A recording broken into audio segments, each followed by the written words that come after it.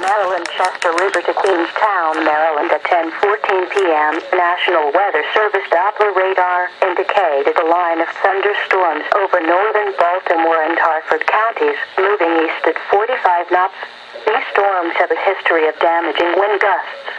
At 10:04 p.m., a 51-knot wind gust was recorded in Reisterstown, Maryland. This boundary will be near Baltimore Inner Harbor at approximately 10:30 p.m., Chesapeake Bay Bridge at 11 p.m., Chesapeake Bay from Pools Island to Sandy Point, Maryland, Patapsco River including Baltimore Harbor, Chesapeake Bay north of Pools Island, Maryland, Chester River to Queenstown, Maryland.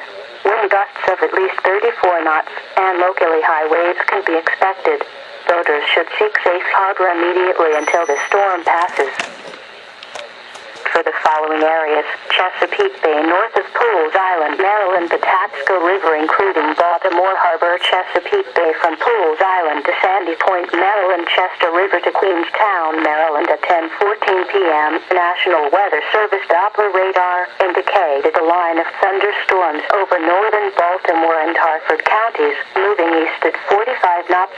These storms have a history of damaging wind gusts. At 10:04 p.m., a 51-knot wind gust was recorded in Reisterstown, Maryland.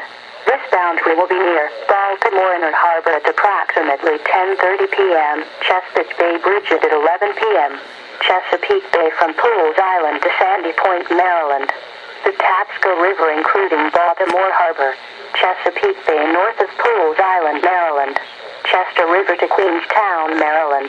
Wind gusts of at least 34 knots, and locally high waves can be expected. Boaters should seek safe harbor immediately until the storm passes. For the